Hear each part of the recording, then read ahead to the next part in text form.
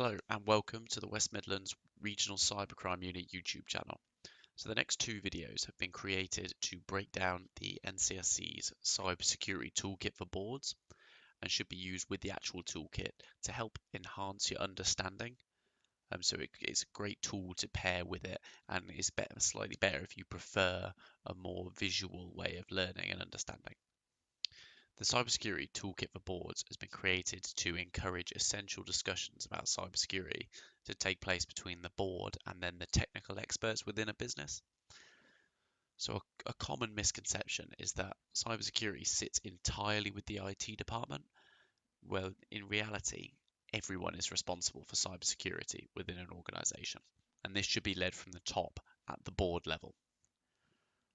However, board members do not need to be cyber experts. This toolkit aims to allow them to have fluent conversations with their experts while understanding the right questions they need to be asking. The Cybersecurity Toolkit is relevant for anyone who is accountable for an organization in any sector. So each toolkit contains questions for the board members. So these are for the individuals on the board to reflect on their own roles and responsibilities. Then we have questions for the board. These could be about strategy or the collective responsibilities of the board.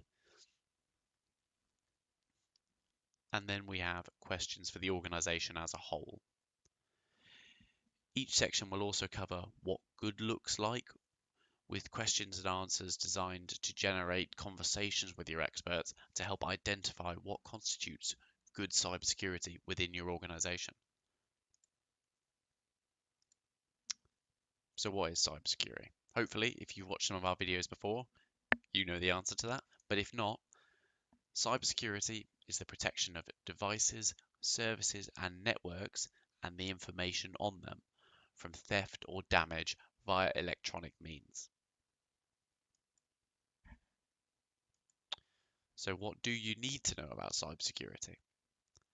So there are three common myths concerning cybersecurity, and understanding why they are incorrect is going to help you understand some of the key aspects of cybersecurity. So myth number one, cybersecurity is complex and I just won't understand it. So the reality of that is you do not need to be a technical expert to make informed cybersecurity decisions. The board should rely on the insight of its cybersecurity experts. Myth number two, cyber attacks are sophisticated. I can't do anything to stop them. So the reality of that is, as long as you take a methodical approach to cybersecurity and enact even relatively small changes, can greatly reduce the risk to your organization. Many attacks are still based on well-known techniques, so things like phishing, which can be defended against. And then finally, cyber attacks are targeted. I'm not at risk. So realistically, most cyber attacks are opportunistic, and any organization could be impacted by these untargeted attacks. So the example of the untargeted attacks could be these phishing emails, mass untargeted emails that get sent out to thousands and thousands of people. So how do these cyber attacks work? So it's a really good idea to have an understanding of how the cyber attacks work to increase your understanding of cybersecurity and then what actions organizations can take to mitigate them. So they usually have about 4 stages. So the first one being survey. So attackers will investigate and analyze available information about the target in order to identify potential vulnerabilities. So example here could be a technical vulnerability would be they could find through a vulnerability scanner or something like that, or they could use, say, open source intelligence to find vulnerabilities almost within people, ways they can kind of socially engineer their way into to get access to various things. The next stage is delivery. So this is getting to a point in a system where they've got an initial foothold in it, where they can pivot elsewhere. And we've got breach. So this is exploiting the vulnerability or vulnerabilities to gain some form of unauthorized access. And then finally, effect, which is carrying out the activities within the system that achieve the attacker's goal. So this could be exfiltrating all the data. It could be using ransomware to encrypt all the data and then get an organization to try and pay a ransom, something like that. So the important thing to understand about cybersecurity defenses is that they need to be layered. They need to include a range of measures from technological solutions to user education, things like that. So this infographic here, it basically covers some of the controls you can put in place to reduce your organization's risk of a successful cyber attack. And this is using those 4 key stages that I said about in the previous slide. So survey, delivery, breach, and effect. And there's loads and loads of really, really useful infographics like this on the National Cyber Security Centre website, which we'll link down below. Something important to think about as well as a board member, realistically, you will be targeted. So this it's not just if you're a board member, if you're a senior member in your organization, you're going to be targeted. So this is due to your access to these valuable assets, money or information, and then your influence within the organization. So attackers may try and directly target your accounts. They may try and impersonate you using, say, convincing looking fake email addresses. So good cybersecurity awareness throughout your organization, security policies that are fit for purpose, and easy reporting processes are all going to help mitigate the cyber risk. You should also consider how information about you that is publicly available could assist an attacker who's trying to impersonate you. How much information about yourself do you need to put on there about your role, what you do in the business, and how important you are to the running of the business? How much information needs to be out there, because this information could be used against you. So the first section of the board toolkit, embedding cybersecurity into your structure and objectives within your organization. So the role of cybersecurity within an organization, it should be to enable its objectives and competitive advantage. It should be adding to your organization rather than hindering it. So this really does require a positive cybersecurity culture and appropriate investment and management of cybersecurity. It really needs to be taken seriously. So, questions for the board. First of all, number 1, do we understand how cybersecurity impacts upon our individual and collective responsibilities? So, something to think about there. Who is responsible for delivering the organization's cybersecurity? Who's responsible for the oversight of the cybersecurity? Does every board member understand the impact of cybersecurity? Do they know the risks? What can happen if something goes down? It's important to understand. Number 2, how do we assure ourselves that the organization's approach to cybersecurity is effective? Are the cybersecurity measures aligned with the risks? Is the organization employing an appropriate suite of assurance activities? So examples of these could be the IASME Cyber Essentials scheme or the NCSC's 10 Steps to Cybersecurity, which again I will also link down below. So then the questions to ask the organization or ask of the organization. Who currently has responsibility for cybersecurity? So this could be a person or function. What are the objectives and who set them? Do they have access to the necessary people to ensure the effective cybersecurity? And finally, how do they engage with the board? Do they report directly to them? And the final question, do we have a process that ensures cyber risk is integrated with business risk? So an example of this could be an organization implementing bring your own device. So due to this, obviously your cyber risk needs to be considered. So you might want to do things like, assess the increased risk due to having loads and loads of more devices that aren't necessarily being operated from on site. So you want to cautiously balance the business risks and benefits with the technical risks and benefits. So it should be considered in all of your business decisions. Cybersecurity should be in the back of your mind with any decision you make. So in this example, cyber risk has been well integrated into the business risk. So next, number 2, growing the cybersecurity expertise. So as you might be aware, cybersecurity skills are in huge demand. So it's estimated by this year, 2022, there will be a shortage of 350,000 trained individuals in Europe. Organizations must take steps now to ensure that they can draw on cybersecurity expertise in the future. So this can include a mix of developing skills in-house, recruiting new staff, and then outsourcing specific functions.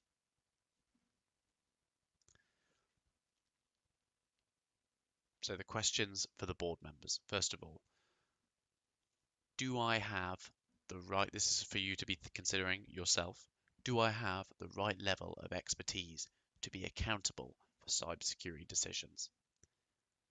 Do I understand enough about cybersecurity decisions being made to be accountable to the shareholders?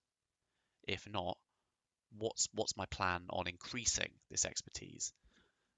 The introduction section of the cybersecurity toolkit is a really good place to start to help you understand cybersecurity and how it works. We've spoken a little bit about it at the start of the video, but do you have the knowledge? And if not, it's a really good idea to increase your knowledge so you can respond a lot better to a cyber attack. So questions for the organization. What cyber expertise do we need? What do we already have? So are each of our requirements continuous? So for example, you might only need a penetration testing team to come in a few times a year, but you might need someone to monitor your systems all year round for like in like a SOC or something, which is a security operations center. So what expertise is minimum for all your staff? How can you ensure a healthy cybersecurity culture in the organization? Are your staff frequently trained? So this isn't just about having your IT staff at a certain standard. It's about having everyone within the business. As I was saying at the start of the video, cybersecurity is an issue for everybody. So it sits at it's a board level issue, but that should be reflected throughout the entire business. Everyone should be considering cybersecurity. And is there sufficient training in place for staff to be able to respond to certain cyber attacks? What is our plan to develop the expertise if we don't currently have it? So, what skills are a priority? Who owns the plan to develop cybersecurity expertise, and how are they responsible for delivering it? How do we find the people with the right aptitude for different cybersecurity skills? And then what support are you giving as the board for this work in terms of investment and broader resources? And then the final question for this section, are we building an equal, diverse and inclusive workforce to tackle our cybersecurity skills challenge? Do you have a champion for equality, diversity and inclusion? Are we confident that we're recruiting and developing staff to meet the challenges our organisation will face, not just now, but in the future? Are we creating the right environment and culture to make staff feel confident, safe, and comfortable in flagging issues? It's really important to develop this culture, which I'll talk about a lot in the next section.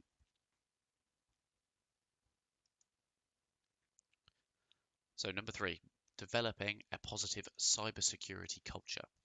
So it's really important to build a positive security culture where staff are feeling safe to raise concerns and challenge ineffective practices. This is going to help you build security that works for your organization.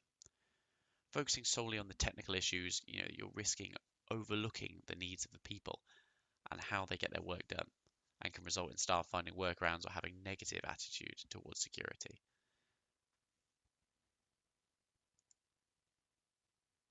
So for the board members, do I lead by example?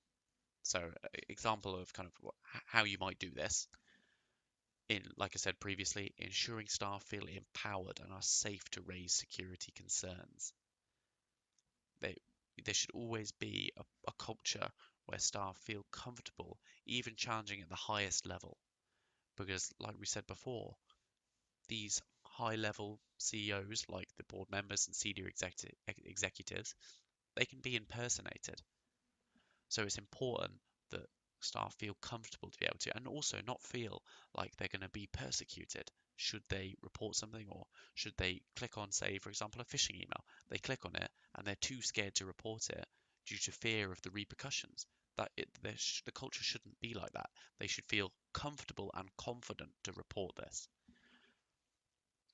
Another example of how you could lead by example, you engage with and respect security decisions.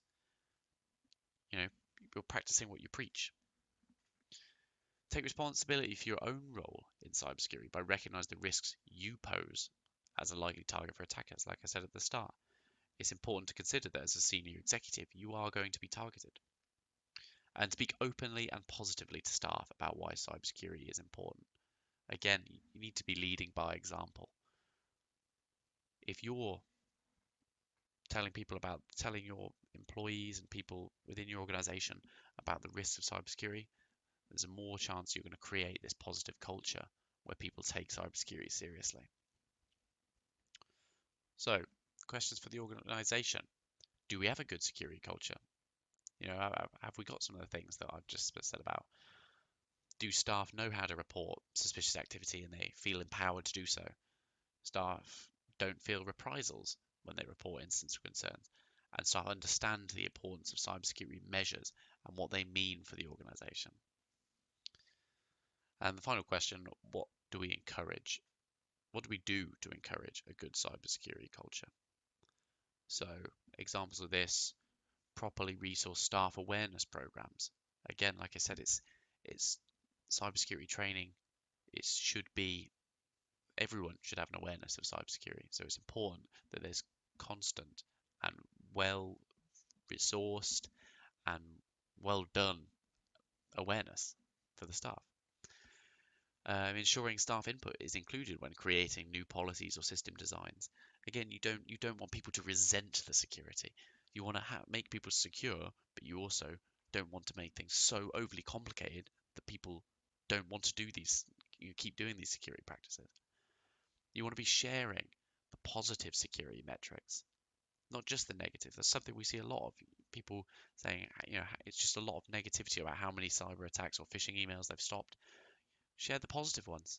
How many phishing emails were reported, not how many weren't. How many you've stopped, kind of thing. And then support from the senior leadership on the importance of cybersecurity. Number 4, establishing your baseline and identifying what you care about most. So the key to effective cybersecurity risk management is understanding what technical assets an organization has and how these contribute to achieving the organization's objectives. As with any other business risk, it's impossible to mitigate all the cybersecurity risks all the time, and therefore defenses have to be prioritized. Ensuring key objectives have been communicated means that the technical experts can get on with protecting what is most essential to the organization. So, questions for the board. Have we clearly communicated our priority objectives, and do we have assurances that these priorities guide our cybersecurity efforts? Cybersecurity strategy should be integrated into the organization strategy. I spoke a bit about this already. A good organization should have a process for ensuring these strategies remain aligned and should be able to demonstrate how investment is focused on these priorities. Questions for the organization. So, do we have a clear understanding of how technical systems, processes, or assets are contributing to achieving our objectives? Questions that may help in identifying these dependencies include, what the crown jewels, if you will. What can your organization not live without? What requirements must we meet, so legal or contractual ones? What do we not want to happen, and how could these come about? It's important to understand what you care about and what needs to be almost prioritized in terms of security. How do we identify and keep track of the systems, data, and services that we are responsible for? So it's really important to understand what devices, networks, and systems you have and the potential risks undocumented systems might pose. So it's a really good idea to kind of create a baseline of what you do have with information like an inventory of your hardware and software, an up-to-date register of the systems in use, details of data sets, which services, systems, and users have access to them, and where they're stored and how they're managed. It's important to have an awareness of the infrastructure you have within your organization, so then you can better protect it.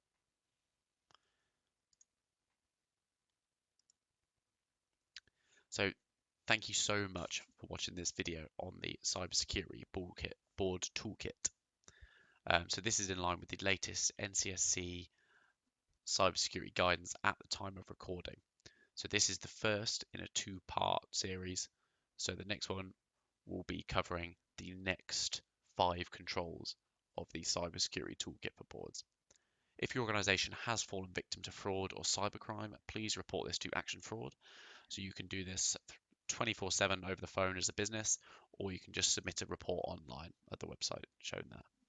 All links will be in the description. Thank you so much for watching.